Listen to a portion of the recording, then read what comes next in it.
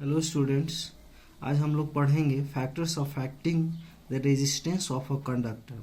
पहले ही आपको बता चुके हैं कि कोई भी कंडक्टर है तो उसका अपना रेजिस्टेंस होता है जो उसका इंटरनल प्रॉपर्टी है। फिर भी उसके कुछ फैक्टर्स होते हैं जो उसको प्रभावित करते हैं, तो उन्हीं फैक्टर्स के बारे में हम लोग पढ़ेंगे। तो उस फैक्टर्स को हम लोग दो कैटेगरी में बांट सकते हैं, इंटरनल फैक्टर्स और एक्सटर्नल फैक्टर। इंटरनल फैक्टर के अंदर क्या हुआ कि कोई भी जो कंडक्टर है जिस एलिमेंट या मॉलिक्यूल से बना हुआ है, ठीक है, उसका जो कंस्ट्रक्शन है, उसके अंदर एटम्स या मॉलिक्यूल्स का जो अरेंजमेंट है उस पर डिपेंड करता है। पहले ही आपको हम बता चुके हैं। आज हम लोग पढ़ेंगे एक्सटर्नल फैक्टर्स के बारे में। तो एक्सटर्नल फैक्टर्स दो प्रकार के होते हैं, जिसमें कि एक हम लोग पढ़ेंगे टेम्परेचर पे डिपेंडेंस और दूसरा जो है डायमेंशन, जिसमें length, area of cross section के बारे में हम लोग पढ़ेंगे। ठीक है, तो सबसे पहले हम लोग जो है डायमेंशन पे हम लोग डिपेंडेंस को हम लोग देख लेते हैं। उसके बाद हम लोग टेम्परेचर डिपेंडेंस को हम लोग स्टडी करेंगे। चलिए हम लोग आते हैं, और आप पहले भी पढ़े हैं 10th क्लास में कि कोई भी कंडक्टर का जो रेजिस्टेंस है वो डायरेक्टली प्रोपोर्शनल होता है कंडक्टर के लेंथ के। दैट मीन्स कि अगर वायर का लेंथ जो है वो जितनी लंबा होगा, रेजिस्टेंस जो है उतना बढ़ता जाएगा। वो जेन्युइन सा बात है कि अगर कोई रास्ता पे आप अगर चल रहे हैं, अगर रास्ता की लंबाई जितनी ज़्यादा होगा तो आपको अपोजिशन, बाधा जो है, रुकावट जो है वो बढ़ता ही जाएगा। 1 मीटर अगर लॉन्ग वायर है, अगर वायर का लंबाई अगर 2 मीटर हो जाएगा, 1 मीटर और बढ़ा देंगे तो उसका जो रेजिस्टेंस है वो ऑब्वियसली के ट्वाइस हो जाएगा। ठीक है, और दूसरा जो फैक्टर्स है जो रेजिस्टेंस जिस पे डिपेंड करता है वो है एरिया ऑफ क्रॉस सेक्शन। तो area of cross section wire का बढ़ने से क्या होता है, रेजिस्टेंस घटता है। तो जैसा कि अगर मान लीजिए कि कोई रास्ता, कोई एक ट्रैक है जिस पे हम लोग कुछ स्टूडेंट्स को हम लोग मान लीजिए इसमें दौड़ा रहे हैं हम लोग, और 10 स्टूडेंट्स को हम लोग एक पतले से रास्ता में अगर हम लोग दौड़ा देंगे तो उनके लिए वहाँ दौड़ना बहुत मुश्किल होगा। वो आपस में जो है कोलाइड करने लगेंगे, दीवार से कोलाइड करने लगेंगे। अगर हम लोग इसी पाथ को जो है अगर हम लोग चौड़ा कर देंगे तो वहाँ जो भी धावक हैं उनको दौड़ने में बड़ा आसानी होगा। उसी तरह से जो है जब इलेक्ट्रिसिटी कंडक्ट होता है, इलेक्ट्रिसिटी फॉलो होता है कोई कंडक्टर से, तो इलेक्ट्रॉन उससे फॉलो होता है। तो इलेक्ट्रॉन को अगर रास्ता अगर चौड़ा मिलेगा, area of cross section conductor का अगर ज़्यादा होगा तो आसानी से वो चल सकता है। इस तरह से उसका रेजिस्टेंस क्या हो जाएगा, घट जाएगा। ठीक है, तो रेजिस्टेंस जो होता है क्या होता है, इन्वर्सली प्रोपोर्शनल होता है एरिया ऑफ क्रॉस सेक्शन के, और डायरेक्टली प्रोपोर्शनल होता है रेजिस्टेंस के। इस तरह से दोनों इक्वेशन को एक साथ अगर हम लोग ले लेंगे तो ये हो जाएगा R is directly proportional L/A। तो इस तरह से R इक्वल टू, अगर हम लोग प्रोपोर्शनलिटी को हम लोग इक्वालिटी में कन्वर्ट करते हैं तो एक प्रोपोर्शनलिटी कांस्टेंट हम लोग लगा देंगे, और प्रोपोर्शनलिटी कांस्टेंट को यहाँ रो से डिनोट करते हैं, रो L इंटू A हो जाएगा। वे रो जो प्रोपोर्शनलिटी कांस्टेंट है इसको हम लोग जो है उस कंडक्टर का रेजिस्टिविटी हम लोग कहते हैं, या इसका दूसरा नाम कोफिशिएंट ऑफ रेजिस्टेंस भी है। ठीक है, अब हम लोग कोफिशिएंट ऑफ रेजिस्टेंस या रेजिस्टिविटी को डिफाइन करना चाहते हैं। तो हम लोग इक्वेशन 1 से हम लोग आते हैं। इक्वेशन 1 से जो है रो का अगर वैल्यू यहाँ से हम लोग निकालें तो हमको मिलेगा rho is equal to R into A/L। अगर हम लोग को डिफाइन करना है रो को तो हम लोग क्या करेंगे कि एरिया को जो है, एरिया ऑफ क्रॉस सेक्शन जो है उसको 1 मीटर स्क्वायर ले लेंगे, यहाँ पे 1 मीटर स्क्वायर, और लेंथ को भी जो है 1 मीटर कर देंगे। तो इस तरह से ये कंडक्टर किस रूप में हो जाएगा, तो एरिया ऑफ क्रॉस सेक्शन जो है मतलब लेंथ तो विड्थ इसका जो है 1 meter square area of cross section हो गया, और इसका जो लेंथ हो गया 1 मीटर, ये भी हो गया। इस तरह से 1 मीटर का क्या बन गया, एक क्यूब बन गया। तो अगर हम लोग कंडक्टर क्या किस शेप का हो, जिसका एरिया ऑफ क्रॉस सेक्शन जो है 1 मीटर स्क्वायर हो और लेंथ जो है सो 1 मीटर हो, तो एक क्यूब बन जाता है। तो कोई भी कंडक्टर का रेजिस्टिविटी जो होता है, उस कंडक्टर को अगर हम लोग एक क्यूब शेप में ले लें और उसका जो भी रेजिस्टेंस होगा, जो रो का वैल्यू जो है ये सब रखने के बाद जो हमारा रो का वैल्यू क्या आ जाता है, रो का वैल्यू आर के बराबर हो जाता है। मतलब कि अगर हम लोग कोई भी कंडक्टर है उसको हम लोग क्यूब शेप में 1 मीटर क्यूब अगर हम लोग ले लेते हैं तो उसका जो भी रेजिस्टेंस आता है वही उसका रेजिस्टिविटी कहलाता है। तो इस तरह से हम लोग डिफाइन कर सकते हैं क्या रेजिस्टिविटी को, कि resistivity of a conductor is equal to resistance of 1 meter cube of a conductor. ठीक है, अगर हम लोग यूनिट ऑफ रेजिस्टिविटी अगर निकालना चाहें तो रेजिस्टिविटी का जो फार्मूला है यहाँ पर रेजिस्टेंस का यूनिट होता है ओम, एरिया का हो गया मीटर स्क्वायर और लेंथ का हो गया मीटर। इस तरह से मीटर से एक स्क्वायर कट गया तो इस तरह से ओम मीटर आ गया। ठीक है, अब इससे रिलेटेड एक टर्म है कंडक्टिविटी। तो कंडक्टिविटी क्या होता है, तो रेजिस्टिविटी का जो रेसिप्रोकल जो विलोम है उसी को क्या कहते हैं, कंडक्टिविटी कहते हैं। रेजिस्टिविटी हमको बताएगा कि करंट को फ्लो होने में कितना ऑपोजिशन है, कितना बाधा है, और कंडक्टिविटी बताएगा कितना आसानी से जो है करंट उस वायर से फ्लो कर सकता है। अगर रेजिस्टिविटी ज़्यादा है तो करंट आसानी से फ्लो नहीं होगा, अगर कंडक्टिविटी ज़्यादा है तो उतना आसानी से करंट फ्लो होगा। तो हम लोग इसको डिफाइन करते हैं कंडक्टिविटी को क्या, कि रेसिप्रोकल ऑफ रेजिस्टिविटी, मतलब 1/ρ इक्वल टू सिग्मा। सिग्मा से हम लोग डिनोट करते हैं कंडक्टिविटी को। तो इसका जो यूनिट है वो बन जाएगा 1/ओम मीटर, जो रेजिस्टिविटी का यूनिट होता है ओम मीटर, जो कि हम लोग दिखा चुके हैं ओम मीटर। इसको रख देते हैं तो पर ओम पर मीटर, और पर ओम को जो है एक नाम दिया जाता है महो।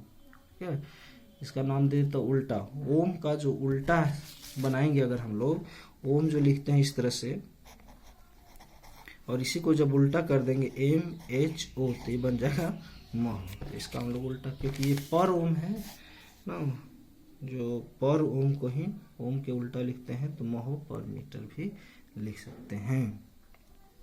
ठीक है, और इसको हम लोग साइमेंस भी कहते हैं। चलिए, उसी तरह से कंडक्टेंस, जो रेजिस्टेंस के रेसिप्रोकल होगा उसको कंडक्टेंस, रेजिस्टिविटी का रेसिप्रोकल को कंडक्टिविटी हम लोग कहते हैं।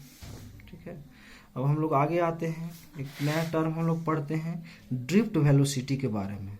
तो ड्रिफ्ट वेलोसिटी, ड्रिफ्ट का मतलब होता है किसी भी चीज़ को बहा के या उड़ा करके मतलब ले जाना, एक्सटर्नल कोई भी चीज़ का इफेक्ट में। जैसे कि हवा, जब आंधी तूफान आता है तो धूल कण को हवा जो है उड़ा के ले जाता है, बाढ़ नदी में आता है तो धूल कण या कोई भी चीज़ को बहा करके ले जाता है। उसी तरह से जब हम लोग कोई कंडक्टर में इलेक्ट्रिक फील्ड अप्लाई करते हैं तो इलेक्ट्रॉन को जो है अपने प्रभाव से जो है वो बहा करके ले जाता है।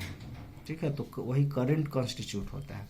तो ड्रिफ्ट वेलोसिटी हम लोग कहते हैं कि जब किसी कंडक्टर में हम लोग इलेक्ट्रिक फील्ड अप्लाई करते हैं तो इलेक्ट्रॉन्स जो होते हैं वो एक डेफिनिट वेलोसिटी, एक एवरेज वेलोसिटी से जो है एक निश्चित दिशा में चलने लगते हैं।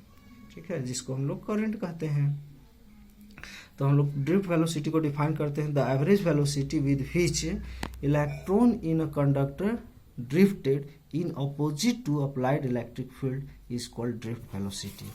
मतलब कि देखिए, अगर ये हमारे पास एक कंडक्टर है, अगर इलेक्ट्रिक फील्ड हम लोग सेटअप कर दिए, मान लीजिए यहाँ पे पॉजिटिव टर्मिनल है और ये नेगेटिव टर्मिनल है और इसमें फ्री इलेक्ट्रॉन्स है ऑलरेडी, इसमें इलेक्ट्रिक फील्ड सेटअप जब करते हैं तो सारे इलेक्ट्रॉन्स क्या होंगे कि पॉजिटिव टर्मिनल की ओर ड्रिफ्ट करने लगेंगे, नेगेटिव से पॉजिटिव, क्योंकि नेगेटिव इसको इलेक्ट्रॉन रिपेल करेगा, इलेक्ट्रॉन पर नेगेटिव चार्ज होता है तो नेगेटिव इसको रिपेल करेगा, पॉजिटिव अट्रैक्ट करेगा तो पॉजिटिव टर्मिनल की ओर वो जाने लगेगा। तो इलेक्ट्रिक फील्ड का डायरेक्शन होता है पॉजिटिव टू नेगेटिव, लेकिन इलेक्ट्रॉन चलता है अपोजिट टू इलेक्ट्रिक फील्ड।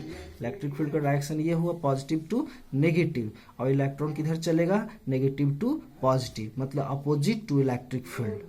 ठीक है, तो जिस एवरेज वेलोसिटी से इलेक्ट्रॉन जो है किसी एक्सटर्नल इलेक्ट्रिक फील्ड के प्रभाव से जो है इलेक्ट्रिक फील्ड का अपोजिट डायरेक्शन में अगर चलने लगता है तो उसी एवरेज वेलोसिटी को जो है ड्रिफ्ट वेलोसिटी कहा जाता है। अब इसी का जो है एक्सप्रेशन हम लोग निकालते हैं कि मान लीजिए कि एक जो है हमारा एक कंडक्टर है और इसमें इलेक्ट्रिक फील्ड सेटअप किया गया, इधर नेगेटिव टर्मिनल जोड़ दिया, इधर पॉजिटिव, इलेक्ट्रिक फील्ड का डायरेक्शन इधर हो गया पॉजिटिव टू नेगेटिव। जो फ्री इलेक्ट्रॉन होगा तो किधर चलने लगेगा, नेगेटिव से पॉजिटिव की तरफ। इलेक्ट्रॉन जब इलेक्ट्रॉन चलता है तो क्या होता है कि जैसे चलना शुरू करता है इलेक्ट्रिक फील्ड के प्रभाव में तो चलते चलते क्या होगा कि एटम से टकराएगा, टकराने के बाद स्पीड गेन करेगा, फिर वेलोसिटी जीरो, फिर स्पीड गेन करेगा, वेलोसिटी जीरो, फिर स्पीड गेन करेगा, वेलोसिटी जीरो। तो इस तरह से हम लोग क्या करते हैं कि इसका एवरेज वेलोसिटी हम लोग निकालते हैं। ठीक है। एवरेज वेलोसिटी हम लोग कैसे निकालेंगे, एक इलेक्ट्रॉन को यहाँ से यहाँ चलने में जो समय, जो डिस्टेंस ट्रैवल किया और जो यहाँ से यहाँ तक जाने में टाइम लगा, तो इस तरह से हम लोग total distance travelled by total time taken से हम लोग एवरेज वेलोसिटी निकालेंगे और वही जो है ड्रिफ्ट वेलोसिटी कहलाएगा। तो उसी का एक्सप्रेशन हम लोग निकाल रहे हैं। तो सबसे पहले हम लोग देखिए यहाँ पे हम लोग एक्सेलरेशन निकाले हैं। तो एक्सेलरेशन इक्वल टू होता है फोर्स बाय मास, ठीक है। तो acceleration a is equal to force, कितना फोर्स एक्सपीरियंस कर रहा है इलेक्ट्रॉन, तो एफ इज इक्वल टू आप जानते हैं charge into electric field, Q into E होता है इलेक्ट्रिक फील्ड में। अगर क्यू चार्ज जो है ई इलेक्ट्रिक फील्ड में रखा हो तो फोर्स एक्सपीरियंस्ड होता है F is equal to Q into E. तो उसी से अगर हम लोग इलेक्ट्रॉन पे चार्ज जो है माइनस ई है, इलेक्ट्रॉन पे चार्ज को ई से डिनोट किया, नेगेटिव चार्ज इसलिए माइनस से डिनोट किया गया है, ठीक है। तो माइनस ई इंटू ई, या ये भी कह सकते हैं कि एक्सेलरेशन का डायरेक्शन जो इलेक्ट्रिक फील्ड का अपोजिट डायरेक्शन में है, इसलिए माइनस डिनोट कर रहा है ये अपोजिट डायरेक्शन, ए और ई का डायरेक्शन अपोजिट है, ठीक है। और बाई मास हो गया। अब हम लोग velocity v equal to u plus at से जानते हैं कि शुरुआत में जो है इलेक्ट्रॉन जब इलेक्ट्रिक फील्ड अप्लाई नहीं किया गया था तो इनिशियल वेलोसिटी इलेक्ट्रॉन को क्या था, जीरो था। तो u इनिशियल वेलोसिटी जीरो हो गया। टोटल टाइम जो लगा इसको हम लोग क्या कह देते हैं, रिलैक्सेशन टाइम कहा जाता है, ठीक है। रिलैक्सेशन टाइम क्या होता है, रिलैक्सेशन टाइम होता है कि टू सक्सेसिव कोलिजन के बीच में का जो समय होता है, टाइम पीरियड होता है, जब यहाँ से चलना शुरू किया और यहाँ जाके टकरा गया, तो यहाँ से यहाँ तक में जो समय लगा उसी को कह देते हैं हम लोग क्या, रिलैक्सेशन टाइम, ठीक है। ये टाइम हो गया।